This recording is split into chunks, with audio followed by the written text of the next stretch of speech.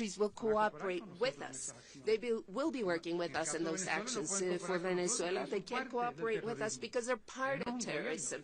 They're not a government. That is clear. Nicolás Maduro is not a government or a political regime. They are a terrorist organization, an organized crime organization that have taken over a country so that they can become the leaders, so that they can become billionaires. And that is why they were indicted by the courts in the U.S. But with Ecuador and other friendly countries, they're cooperating with us. In Venezuela, there is no legitimate country or cooperation. They are, in fact, involved in. And for Mr. Sommerfeld, do the agreements that you mentioned, do those include taking third country migrants deported from the U.S.? And is Ecuador agreeing to do this in exchange for security aid that Secretary Rubio just announced? Muchas gracias por la pregunta. De hecho, cuando hablamos de cooperación. Thank you for your question. When we talk about cooperation among friendly countries, this is a comprehensive cooperation that entail and benefit one country and the other. In this case, in the migration policy of President Trump, these types of agreements as a safe third country are very important for people who are in the process of seeking refuge. The Ecuador will support the U.S. It's symbolic and important for our partner. We will do so in a coordinated fashion by protecting the interests of the Ecuadorian state and given the right that the Ecuadorian state has to reject those that we believe are not positive for our country, and we won't accept their paperwork. So, of course, we will do so because this is important for our partner. As Secretary Rubio just said, we have a broad cooperation framework in several issues. Migration is one of them. President Noboa, the fight against illegal migration is very important because it also is part of transnational organized criminal groups that benefit from the suffering of civilians in the region and in our country. Thank you. Denise Salazar from Visionarias. Good morning, Foreign Minister. Your opinion, how did Marco Rubio receive the explanations received by the ministers that were part of the meeting regarding the conflict between the Ecuadorian state and narco-terrorism? And for you, Secretary of State Rubio, you spoke about the possibility of having a military base installed in Ecuador. Thank you again for your question. How was this information received? Well, it's information that is exchanged every day through our borders, and it is received through diplomatic channels. These meetings where we have a chance to see each other personally, eye to eye, to hear our voices directly, they're so important. This is where you can see that we share values, that there is a good relationship, that we are all focused on the same goals, because the goals that President Noboa stated for his government are very similar to those that President Trump has.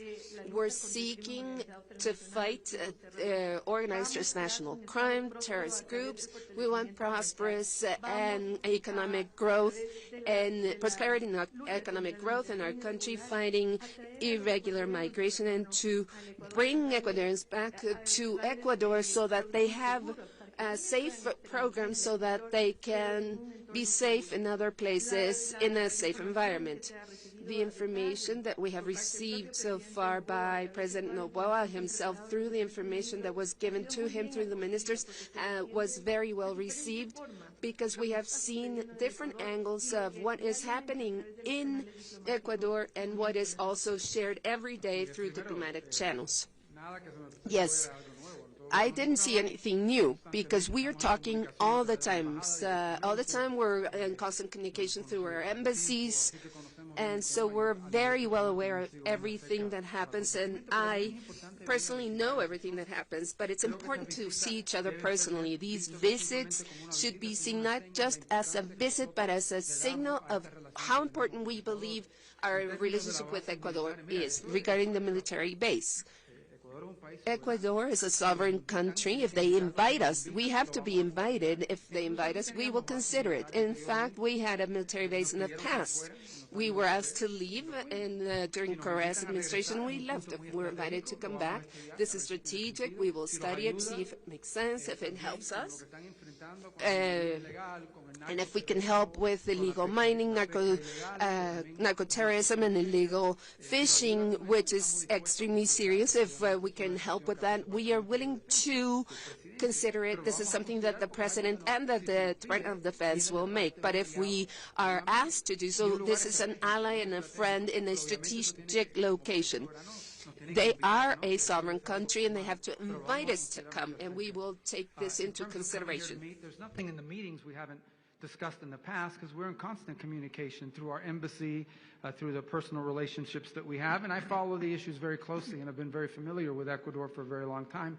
These visits are important, though, because I think they signal how much we value our relationship with Ecuador, how important our relationship with Ecuador, and how much we appreciate the cooperation and the cooperative spirit in which we interact. The other question was whether we were considering military bases. Look, Ecuador is a sovereign country.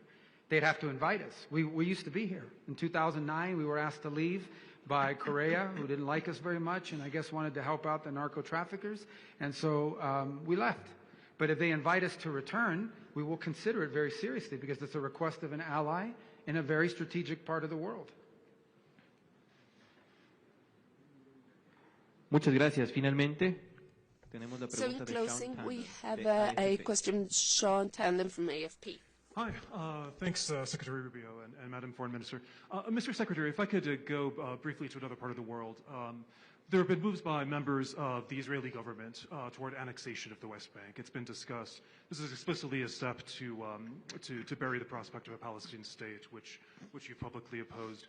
Does the United States either support or accept these moves? The United Arab Emirates have said that this is a red line, that this would jeopardize the Abraham Accords.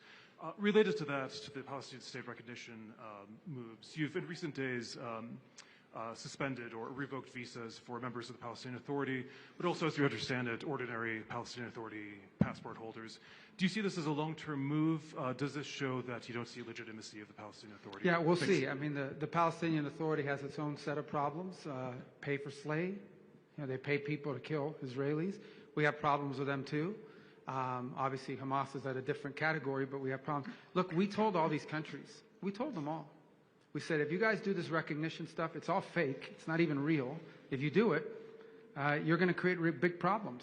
There's going to be a response from Israel. You're going to make it harder to get a ceasefire, and it may even trigger these sorts of actions that you've seen, or at least these attempts at these actions. So we're watching it closely. I'm not going to opine on it today, other than to tell you that we predicted this would happen. We warned everybody it would happen. But nonetheless, some of these people decided they wanted to move forward with something that's illusory. Right now, we should be focused on how do we end this war in Gaza? How do you eliminate Hamas? How do you disarm Hamas? That war could end tomorrow if Hamas just disarmed and surrendered and released the 20 hostages, which shouldn't even be there. It would end. Hamas refuses to do that. So, but that said, we don't like the humanitarian suffering. We've offered a lot of aid. We've provided a lot of aid. We're prepared to provide aid now, and we're prepared to provide a lot of aid after the war ends as well, along with other countries around the world. But as far as what you're seeing with the West Bank and the annexation, that's not a final thing. That's something that's being discussed among some elements of Israeli politics. I'm not going to opine on that today. What I am going to tell you is it was wholly predictable. We told all these countries before they went out and they did this, we told them that if they did this, if they went through with this thing, there wasn't going to be a Palestinian state, because that's not the way a Palestinian state is going to happen, because they have a press conference somewhere. And we told them that it would lead to these sort of reciprocal actions, and it would make a ceasefire harder. And by the way, let me tell you something. The day that the French announced their thing, the thing they did, that day, Hamas walked away from the negotiating table. They immediately increased their demands and walked away and stopped negotiating. So we also warned that would happen. and it did. So, but sometimes, you know, these guys don't listen. They do what they're going to do because of their own domestic politics, which is fine. But these are consequences of that.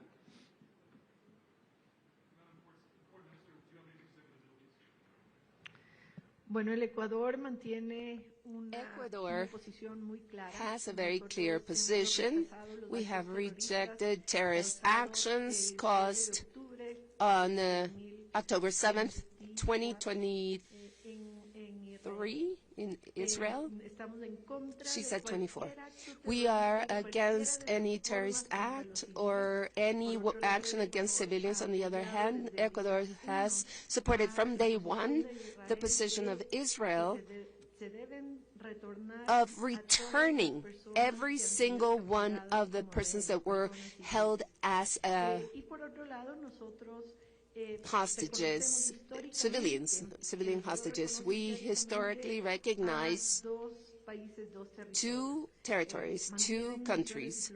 They have diplomatic missions in our territory. This is historically true in Ecuador. We think this has to be solved soon to prevent suffering and make it clear that we will never support terrorism. De esta manera damos fin a la rueda de prensa. This takes us to the end of our press conference. We thank you for your presence and allow the authorities to leave first, please. Remain where you are.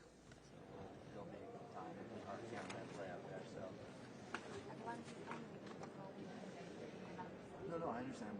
Right now, he's like, it's not going to happen.